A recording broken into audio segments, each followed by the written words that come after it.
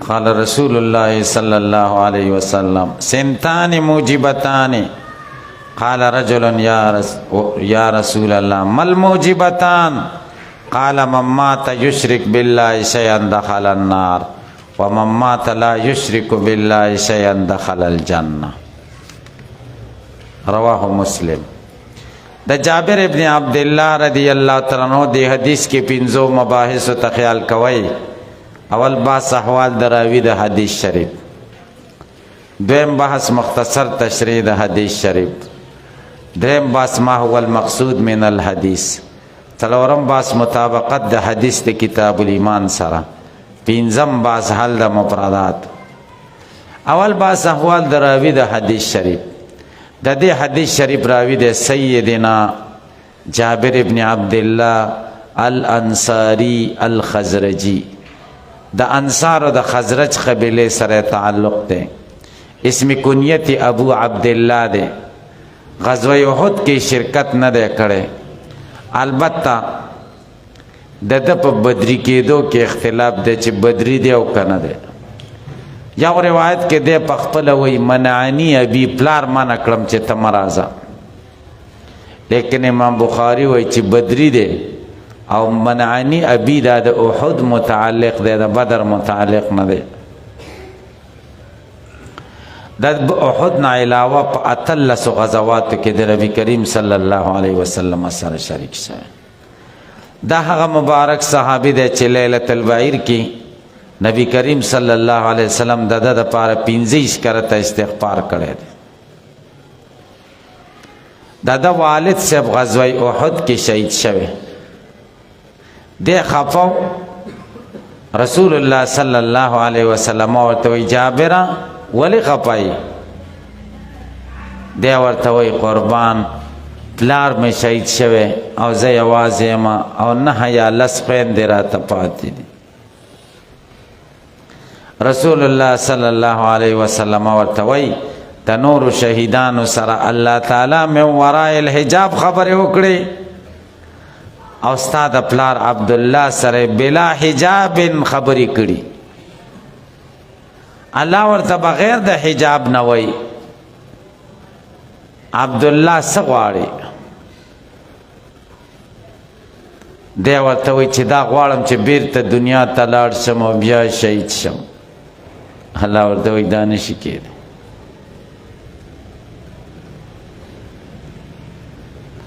عقبه ثانیه کې د پلار سره شریکو خورکوټه و. د کل مرویات ټول روایات 1540 دي. 1540 احادیث د دنه روایت شوي. دویم بحث مختصر تشریح د حدیث شریف. جابر ابن عبدالله رضی الله تعالی عنہ فرمایي چې رسول الله صلی الله علیه وسلم فرمایلی دي سنتان موجبتان، دو سیزونه واجبون کی دي. قال رجل یا رسول الله مل موجبتان، سو واجبون کی دي؟ قال من مات یشرک بالله شیئا دخل النار، چې څوک مړ شو او د خدای سره شرک کو اور ته بځي. ومن مات، چې څوک مړ شو لا یشرک بالله، د خدای سره شرک اونکه شیئا د هیڅ شی، دخل الجنه، جنت ته بلاړ شي. نو توحید دا موجب د جنت دی او شرک موجب د دوزخ دی، باعث د دوزخ د تلو دی. دا دو موجبتان شو. دریم بس مقصد د حدیث شریف الترغیب علی استدامت الایمان والترهیب عن الکفر والشرک. ثمره د ایمان او ثمره د کفر بیانوي او رد په معتزله او خوارجو. څلورم بحث مطابقت د حدیث د کتاب الایمان سره واضح دی. حدیث شریف کې ثمره د ایمان د چې دخول ال الجنت دی او کتاب الایمان کې هم دقه ذکر کیږي ایمان او د هغې ثمرات او لوازم او مقتضیات. پنځم بحث حل د مفرداتو. سنتان نکره ده او نکره مبتدا نه، لیکن دلته موصوف حذف ده خصلتان سنتان نو ځکه مبتدا واقع شوی مل موجبتان دا یا رسول الله قال رجل یا رسول الله مل موجبتان دا ما استفهامیه مبتدا ده والموجبتان خبر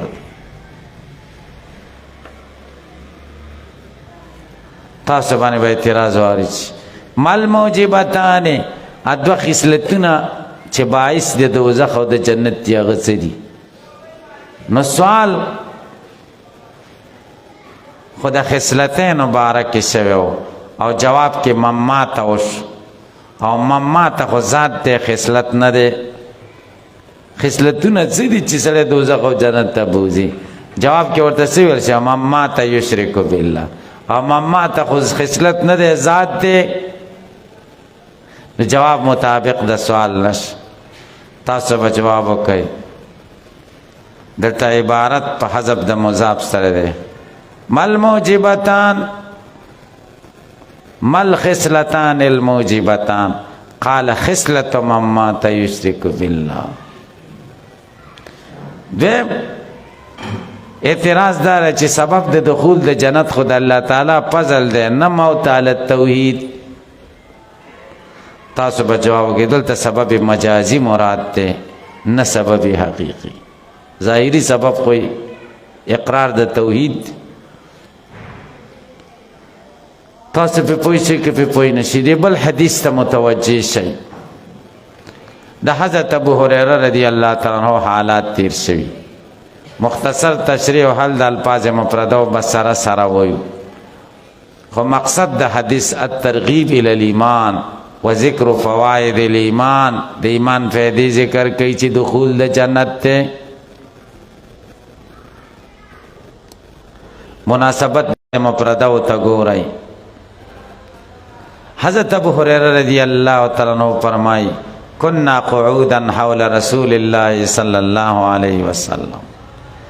منګه ناسو د نبی کریم صلی الله علیه وسلم سره ومعنا ابو بکر و عمر رضی الله عنهما من سره ابو بکر او عمر رضی الله عنهم په دې خلکو کې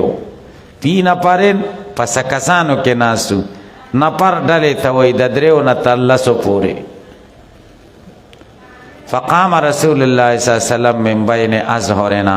نبی علیہ السلام پاسې د زمونږ د مینځ نه من بین ازهرنا د ازهرنا مقحم ده من ازهرنا معنا من بیننا من بین ازهرنا من بیننا چې لاړو په اب تعالی نه ډېر ځنډ او کپا منګه باندې ډېر رستواله او کپا منګه یار ډېر وخت تیر کو په خو مدینه منوره کې باغونه او ټول کنا تک تور تیار به باغونه به وخشینا ان یقتطع دوننا او منګه ویریدلو چې دې به ټیکړي ټیکړي شي دوننا زمنګ نه بغیر چا براگیر کړی ان یقتطع حال کونه متجاوزا عنا چې زمنګ نه بلری شوی نو دوننا متجاوزا عننا په معنا سره دی الکه په پوښتنه وفزعنا او سخت و یریدو سوال دا چې خشینا نرست فزعنا ولی وی ورته معنا یو ده جواب دار خشینا خوف مع التعظیم او فزع مطلق خوف نو فزعنا دا تعمیم بعد التخصیص خد خشیت او د فزع فرق څه دی جواب دا چې دواړه مترادفین دي تاکید د پاره فزعنا ذکر دیم جواب دا دی چې خشیت خوف القلب ته وای بغیر د ظهور د اثر نه په مخ او پس هغه خوف ته وای چې مخدم خراب کی په مخ یې اثر ښکاری او په ذهن زمونږ په مخونو ما اثر ښکارش فكنت اول من فزع ز اول په هغه چا کې ما فزع چې ویریدل ویرول شي فكنت اول من فزع انا اول بخبر د كنتوش فخرجت زوتم ابتغي رسول الله صلى الله عليه وسلم نبی کریم صلی الله علیه وسلم میں لٹاو حتی اتیت حایط للانصار لبنی النجار، تر دې چې زه لاړم یو باغ ته د انصارو د بني النجار. دا بني النجار بدل بعض دی د انصارو. هلکه بني نجار دا د انصارو یوه قبیله ده چې نبی علیہ السلام ته استقبال کړی. قصې خو مو اورېدلي چې وړې جینکۍ ولاړې وې چې نبي علیہ السلام راته نحن جوارم من بني النجاری یا حبذا محمد من جاری، منګه د بني نجار قبیلې جینکۍ یو، استقبال کو. یا حبذا زمونږ څومره ښه قسمت دی چې محمد من جاری، محمد زمونږ ګاونډي دی. فدرت ابو هريره وای زه تاو را تاو شمه به د دې باغ نه چې لاره پیدا کم. هل اجد له بابا چې زه دې ته لاره مومم که نه؟ فلم اجد، پیدا مې نه کړه. فاذا ربيع یو ورکوټی لښتی و یدخل فی جوف حایط، چې داخل شوی په منځ د دې باغ کې من بیر خارجة د بهرني کوهي نه، بهر کوهی و د هغې نه لښتی دې باغ له ورکړی. نو بیرین به موصوف شي، خارجتن به صفت شي د هغه کوهي نه چې د باغ نه بهر و. دویم قول دا دی من بیر خارجه، د خارجه د کوهي نه، خارجه د سړي نوم و د کوهي دغه، د خارجه د کوهي نه یو لښتی دی باغ له ننوتی. دریم قول من بیر خارجه، د داسې کوهي نه خارجه چې د دې باغ نه بهر و. هلکه پې پوه شئ، درې واړه پکې صحیح دي. والربی الجدول ته وی، ربی لختی ته وی، جدول ورکوټی لختی. قال ابو هریره وی پخته پستو ځان مې راغونډ کو. یلکه سړی چې په سوري نه نوځي نو ځان را داسې راغونډ کړي، دې ته احتفاظ وی. فدخلت على رسول الله صلی الله علیه وسلم، نبی علیہ السلام ته ورننوتم. فقال رته ابو هریره، حمزه د استفهام حذف ده، ابو هریره، ای ابو هریره ایسا؟ فقلت نعم یا رسول الله، او د خدای پیغمبر. قال ما شانو کسر حال ستا دلته څنګه راغلی؟ قلت ما ورته كنت بین اسورنا، ته زمونږ په منځ کې وې. فقمت پاسې فقطعت علینا، تا خو ډېر وخت تېر که په خشینه موږ ووېرېدلو ان تقطع دوننا، چې ته به ټوټه ټوټه شي، ما سوا زمونږ نه به په ځای نه موږ ویرېدو. فکنت اول من فزع، زه اولنی هغه یم چې بیره پرې راغله. فاتیتو هذا الحایط، دې باغ له رالم. فاحتفظت ځان مې راغونډ که کما یحتفظ الثعلب، لکه ګیدړ چې څنګه ځان راغونډوي. وهؤلاء الناس ورای، هغه دي خلک زما شاته را روان دي، ټول خلک را روان دي. فقال رسول الله صلی الله علیه وسلم یا ابا هریره، ای ابو هریره، وآتانی نعلی، ما ته پڼې راکړي. فقال نبی علیہ السلام ته اذهب بنعلی هاتین، دا دوه پڼې مې در سره واخله نښې په طور. فمن لقیک، چې څوک در سره میلاو شو، من ورای هذا الحایط، د دې باغ شاته، یشهد ان لا اله الا الله، چې ګواهي کوي د دې خبرې چې نشته بل معبود موجود مګر مستيقنا بها قلبو، یقین کون کې په دې خبره باندې زړه ده. په بشره بالجنت، د جنت زیری ورکا، او دا سپلای مو پیزار ورکا. پیزار ولې ورکا؟ یا دې وخت کې د نبی علیہ السلام سره سونه چې نخې ورکړي د پیزار نه علاوه. یا پیزار ځکه ورکا چې اشاره استقامت ته وکړه، چې څوک لا اله الا الله وي او استقامت کې کلک ودرېږي، ځکه پیزار کې سړی کلک ولاړی کنه، په پیزار خپېږ دي سړی، یعنی په دې باندې کلک ودرېږي. هلکه پې پوه شئ. فکان اول من لقیت عمر، اول هغه څوک چې زه ورسره میلاو شم عمر و. نو اولو به مرفوع شي، د کانه دپاره به اسم شي، عمره به خبر شي، یا بل شانې وای. فکان اول من لقیت عمر، اول چې ما سره میلاو شو هغه عمر و. وقال راتوی ما هاتان النعلان، دا پڼې د چا دي؟ د څه دي؟ دا څه شی دي دا پڼې چې در سره لاس کې دي؟ یا ابا هریره قلت هاتان النعلان رسول الله صلی الله علیه نبی علیہ السلام پڑھی دی باسنی به مازیر علی گله ما پدې دوانو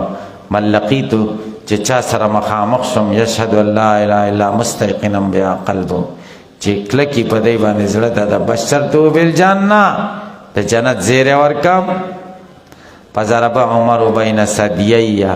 عمر پدې سینه کې و حلم دې تینو په من کې د زیو حلم سمره سو کې وی حلم فخررت لاستي فخررت على استي بس په کوناټو ورځېدم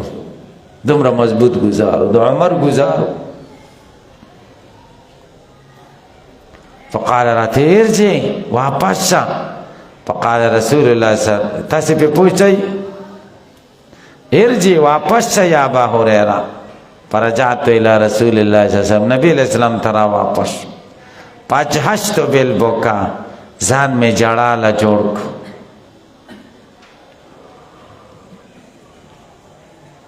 ورکبنی عمر او را پسی عمرم را پسی وَإِذَا هُوَ عَلَىٰ أَثَرِ زما قدمونو پس شاترا روانو فقال رسول الله صلی اللہ علیہ وسلم ورته مالک یا ابو هريره څه چل چې جړال دي ځان برابر قلت ما ورته ویلي لقيت عمر صد عمر سره مخامخ شم فاخبرت بالذي بعثني به ما دې خبر کدا غسنه چې تازه پسلې غلې فزربا بین صدییا تینو من کې سینه باندې زوال ضربتن په دسي گزار خررت له استچراو ورزیدل ما په کوناټو او فقال راتل ارجع واپس لاړشه فقال رسول الله صلی الله علیه وسلم نبی کریم صلی الله علیه وسلم یا عمر ما حملک علی ما فعلت سشه باعث و پتا چې دا کار دیو کې سړې دی ولې را واپس قال عمر ورته یا رسول الله بی ابي انت و امي زما مور پلار دې تا نه قربان شي بی ابي انت و امي دا چا پورې متعلق دی اصل کې د سره یقیک المکارها ولو بی ابي و امي خدای دې تا د تکلیفونو نه وساتي اگر که زما د مور او پلار په بدلی کی الکه به پوښتای یا یقیک المکاره و ان کان بی ابي و امي کانا کې به ضمیر وقایع تراجی شبه سمش و بی ابي و امي دا به خبر شي ابا هريره بن علي كتب هريره پانو سره را لګلو چې ملقیه چې څوک چا سره مخامخ شي اشهد ان لا اله الا مستيقنا بقلبه یقیني باغی باندې رب بشره بالجنه چې د جنت زیره ورکی ته ابو هريره په دې خبره لګلو نبی اسلام ته وای قال نبی اسلام نام ما لګلو کنه قال عمر ورته فلا تفعل قربان دا سه مکوا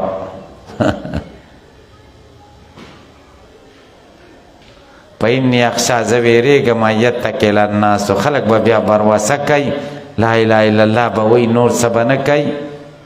فخلهم پریک دا یعملون چی کارونو کی عملو کی نیک فقال رسول اللہ صلی اللہ علیہ وسلم نبی علیہ السلام دے فخلهم خنو پریک دا فخلهم خنو پریک دا زنو تاسی پی پوچھے کی پی پوئی نشے رواه مسلم دے حدیث کے اوسو مسئلی دی گو رہی یو دا دے چې مرشد سره د استاد سره کمال محبت پکار دی چې دی غایب شي او دا خطرې چې دل چا نقصان رسولې نه ځان بارسه چې د دن ځان خبر کم دا نه چې بیا پټ شي کار په وخت کې پټ شي دا طالبان خود سی کنه دا مولیان په زنده‌باد او مرده‌بادونو باندې راوچت کی او چې بیا د کار وخت راشي بیا طالب وګوري ها بیا استاد پځه پاتې شي د سیده کنه دا دا بیا استاد په خلکو باندې خو وایي چې خوښ شي وای دې کډیر ثواب دی دین کې خو قرباني زه خیر دې چې خلکو په سپېړو والے تاسو به پېښې یو خدا مسله معلومه شې چې نه محبت بده د زړه نه لکه دې صحابه محبت د زړه نه رسمی خبرې بنئ رسمی نن سبا خو طالبانو ټول محبت د استادان سره رسمي دی کنه دی د زړه مینه نشته چې د استاد غیبت کیږي نو د شاګردان ډېر خوشاله بل سړی چې غیبت کوي نو دی ور سره سم کوي داسې نه ده پکار نه ورته ما استاد دی بس غیبت مه کوه که بیا هم کوي بیا ترې پاسه کم نه کم دومره خو که پاسه زه دلته نشم کېناستی دا خو پکار ده چې داسې وکړي او طالبانو له ډېره مزه ورکوي وایي لکه که زه وده کېږم که د استاد غیبت کوئ بیا ما راپاڅوئ ډېر ضروري کار ده چې ثواب کې شریک شم دا خو یوه خبره شوه دویم د استاد د حفاظت خیال به هم ساتئ دریم داسې ځای چې رهایشي نه وي هلته بغیر د اجازت نه هم سړی تلی شي دا باغ رهایشي نه و ابو هریره بغیر د اجازت نه ورننوتو څوک زنانه نه وي که نه دریم مشرانو ته جایز دي چې کشران تادیبا ووهي مشر کشر ته تادیبا یوه څپېړه ورکولی شي عمر رضی الله عنه مشر او ابو هریره له یوه څپېړه ورکړه او د شاګردانو کې مشران بعضې مشران شاګردان او بعضې کشران نو کشران شاګردان به د مشرانو خیال ساتي څلورم پیغام لیږدونکي ته څه نښه ورکول هم مسنون دي چې څه نښه ورکړي دا نښه سره زما ویسه لکه پڼې چې ورکړي بل استاز که د مشرانو شاګردانو مشوره ومني نو دې کې څه بدي نشته د هغوی ذهن رسایي او ضد وشي دا بېادبي نه ده عمر رضی الله عنه مشوره ورکړه نبي الاسلام څومره ومنله په خلهم ښځه بس پرېږده تاسو پرې پوه شئ که پرې پوه نه شئ دا بعضې مسایل ته موږ ته معلوم شو د دې حدیث شریف نه درود شریف